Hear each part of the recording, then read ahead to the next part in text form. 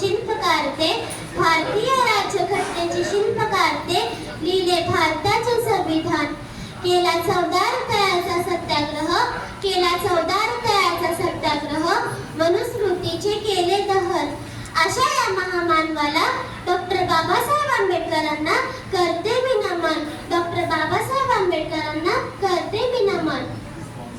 नमस्कार, मी कुमारी श्रेया सचिन रामबाडे, इयत्ता 6वी अजी विद्यार्थिनी. व्यासपीठावर उपस्थित सर्व मान्यवर, शिक्षक आणि माझ्या विद्यार्थी मित्रमैत्रिणींनो, काही वर्षांपूर्वीचा हा 6 डिसेंबर 1956 चा दिवस होता, जेव्हा महामानव डॉक्टर बाबासाहेब आंबेडकर यांचे महापरिनिर्वाण झाले होते. आणि दिनांक 7 डिसेंबर 1956 या दिवशी मुंबई येथील चैत्यभूमीवर लाखो जनसमुदायाच्या साक्षीने त्यांचे अंतिम संस्कार करण्यात आले होते. भारतभूच्या मुकुटातील एक हिरा निखळला होता.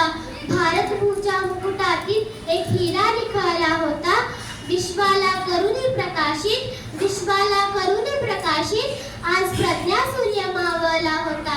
आज प्रज्ञा सूर्य मावळला होता.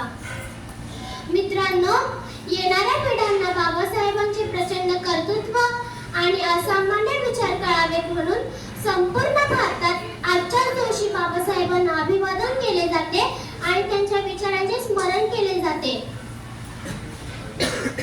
होते अंधारलेले जीवन, होते अंधारलेले जीवन, दिसत नव्हता प्रकाशाचा किरण, पुसण्या त्यांचे अश्रू, देण्या दीन दलितांना नवसंजीवन. अवतरला एक महामानव, डॉक्टर बाबासाहेब आंबेडकर त्यांचे नाव, डॉक्टर बाबासाहेब आंबेडकर त्यांचे नाव. अशा या महामानवाचा, युग प्रवर्तकाचा, तेजोमय वातीचा, हिंदुस्थानच्या इतिहासाची नवी पाने लिहिणाऱ्या एका कडकदार तरुण पुढाऱ्याचा, भारताच्या 15 कोटी अस्पृश्यांच्या अनभिषिक्त सम्राटाचा, तेजस्वी, कर्तृत्ववान आणि पहाडी छातीच्या विलक्षण दैदिप्यमान अशा तेजोबोलाचा म्हणजे डॉक्टर बाबासाहेब आंबेडकरांचा जन्म मध्य प्रदेशातील महू या गावी 14 एप्रिल 1891 रोजी झाला. त्यांच्या आईचे नाव भीमाबाई तर त्यांच्या वडिलांचे नाव रामजी असे होते. दलितांचे तुम्ही तलवार होऊन गेलात,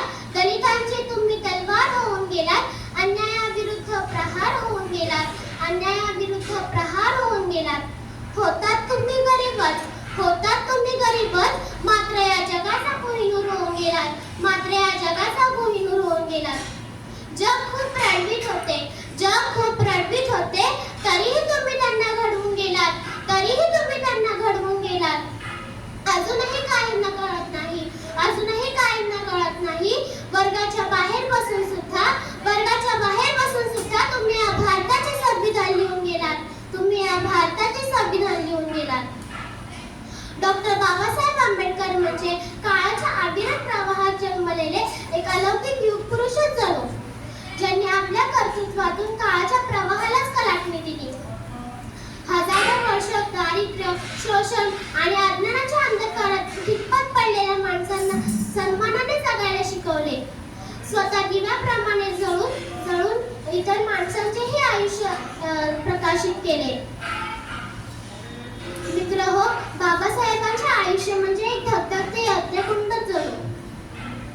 त्यांच्या आयुष्याला एका शब्दात सांगायचे म्हटले तर तो शब्द म्हणजे संघर्ष.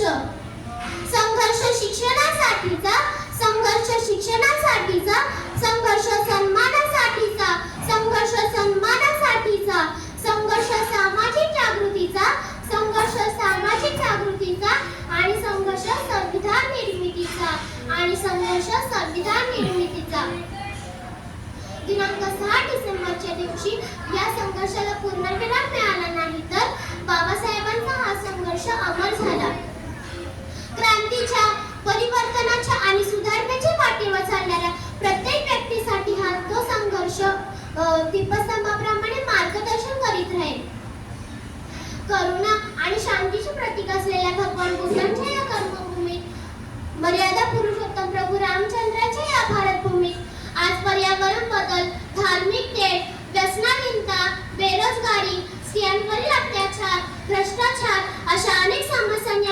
महाराष्ट्राला ग्रासले आहे.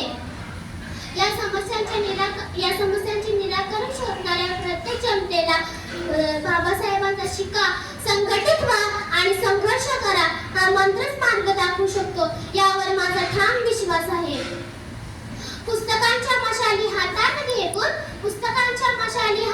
घेऊन अज्ञानाच्या काळापाशी समर असतात. मोठी माणसे गेली तरीही त्यांचे विचार मात्र अमर असतात. या संविधानावर पूर्णपणे विश्वास असणाऱ्या, आपल्या हक्काच्या प्रतीक जागरूक आणि कर्तव्याच्या प्रतीक जबाबदार असणाऱ्या, प्रत्येक ज्ञान, समता आणि बंधुता या मूल्यांवर विश्वास असणाऱ्या सुदृढ समाजाची आपण जेव्हा निर्मिती करू, तीच या महामानवाला खरी श्रद्धांजली असेल असे मला वाटते.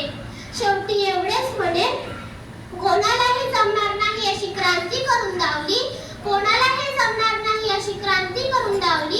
जातीयवादाला देऊन टक्कर, चवदार ओंजळ करून दावली. निसर्ग नियमाप्रमाणे पाणी आग विझवते, पण माझ्या भीमाने तर पाण्याला आग लावली. अंधार फार झाला आता दिवा पाहिजे. पुन्हा एकदा जाती धर्माने ग्रासलेल्या माझ्या भारत देशाला भीमा पाहिजे. जय हिंद, जय भारत.